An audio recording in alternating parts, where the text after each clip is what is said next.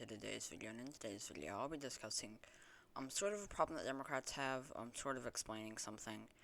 But yeah, I'm gonna try to do this very quickly, try to do it within like the next 6 minutes. By the time this is up, it will likely be early August 29th, like 12 a.m. But yeah, let's try to get through this quickly. So in the Democratic Party, there are two basically big factions, or I say factions, or sort of factions. Looking at this, there's basically the more progressive, more left wing area. They tend to be more progressive, as the name would imply. And a lot of them tend to be more populist. You'll see people like Bernie Sanders, people like Tammy Baldwin, people like Sherrod Brown. You also tend to see some more establishmentarian figures. In that wing, AOC, Elizabeth Warren is a really good example of that. Within the more progressive left wing faction of the Democratic Party. Then there's more moderate Democrats. People like, and the traditional Democrats kind of fall under this as well. So it's more leftists versus traditional Democrats slash moderate Democrats, and they tend to have very similar appeal, though their ideologies can differ. But they tend to be more establishmentarian. People like Joe Biden, people like Kamala Harris, they tend to be, people like Amy Klobuchar, tend to be more establishmentarian. And Amy Klobuchar is actually an outlier in this, but she was an example. She ran for president, obviously, in 2020. But they tend to be more establishmentarian. And the Democratic Party really has struggles with this, because they could nominate someone from that traditional Democratic wing of the party, someone like Kamala Harris or somebody like Joe Biden, and they have a lot of upside and a lot of downside, much like progressives. They tend to have significantly more appeal to black voters, and they tend to have significantly more appeal in the suburbs, which is going to help them a lot in a state like Georgia, help them to do very well with black voters in the Rust Belt, which is a very large part of their base in the Rust Belt, help them to do better in the suburbs in Arizona, which is very useful. But they tend to get decimated with the white working class, which will hurt them very badly in the Rust Belt. Establishmentarians on both sides of the aisle tend to do very poorly with the white working class.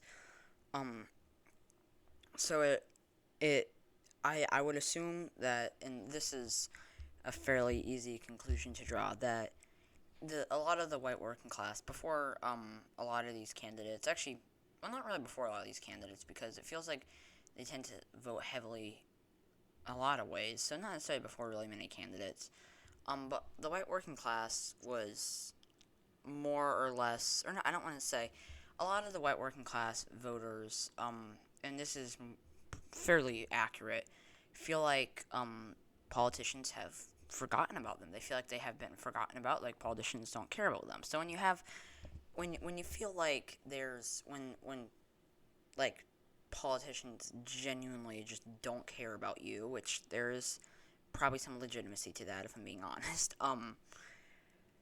When you feel like politicians just don't care about you, and then you see somebody like Obama or somebody like Trump or somebody like Bernie, who is coming out, and they are not establishment. They're not establishmentarian. They're not just trying to keep a job. They're actually talking about change and trying to, or giving the message that they're trying to help those voters. It can definitely be a very good thing, and it's very helpful for the white work, or it's not very helpful. It's a very good trait to have if you're a candidate, if you want to do well with the white working class, to be able to kind of, or to kind of always be talking about change and trying to help them, which is definitely something that's going to help you with the white working class.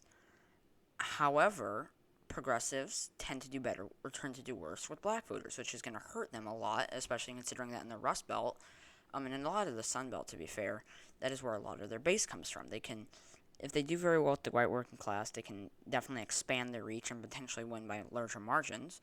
But if they're struggling with black voters, it's going to really hurt them. And honestly, they may not even win, even if they have lots of appeal to black voters, which it's probably going to hurt them. Or even if they have lots of appeal to the white working class. If they don't have appeal to black voters, they will likely lose a fairly large chunk of the electorate that votes for them. And it will hurt them because they are one of the most reliably Democratic voting blocs, and it's a block, or it's a voting bloc that the Democratic Party relies fairly heavily on. Now, more established Ontarian candidates will actually tend to do very well with the black vote. They will get decimated with the white working class. That's one problem. Hold up, let me pause this real quick. Anyways, back to where I think that I was. If you're a more moderate Democrat, or if there's a more moderate Democrat being nominated, they are likely gonna. It's very troubling for the Democratic Party because we're looking at two very large demographics. One without which the Democratic Party is almost assured to lose the Rust Belt. One with which they are almost certainly favored to win, assuming they do very well with the other demographic. And this is a very troubling dilemma for Democrats because Joe Biden was honestly he was a masterstroke to nominate. He was really an incredible candidate. It's kind of funny that they would nominate just an awful candidate and then nominate somebody as strong as Joe Biden. It's very strange actually, but Biden was a very strong candidate. I've said this before. He was an incredibly strong candidate. I don't know that Bernie would have actually won in 2020. I think that it's debatable, but I think that there's a very good case for Bernie for the likely outcome that Bernie would have lost.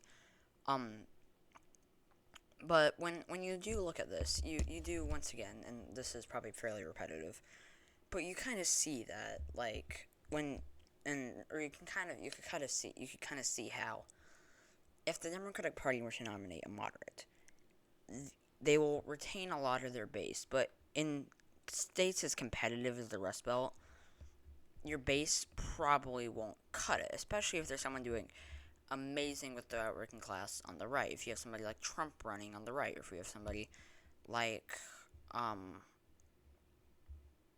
to think of a really strong white working class candidate on the right. Josh Hawley, actually, I think is particularly strong with the white working class. If you have somebody like that on the right, with somebody like Harris on the left, it could be a very troubling scenario. Yes, Harris would do very well with the black vote, and yes, the suburbs will probably shift drastically to the left.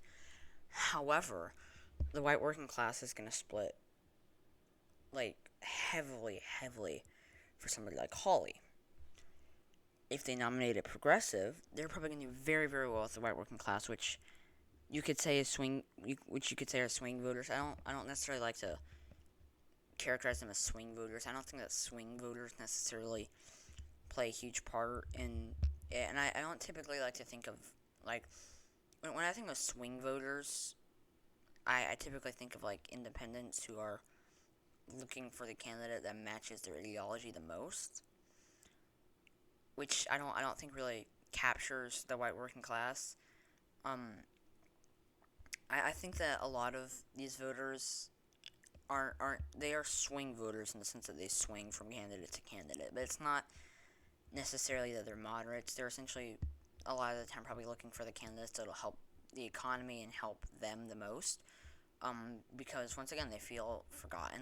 Politicians don't care about them, and once again, there's probably some accuracy to that claim. Being honest, but regardless, looking at this, it's still a very troubling scenario for the Democratic Party. The GOP has a much simpler path. Just nominate a candidate that's going to do very well with white rural voters, going to do very well with the white working class. If the Democrats don't nominate somebody like Biden, Wisconsin's probably till our Pennsylvania is definitely in play. Michigan, maybe not so much, but it's definitely more competitive.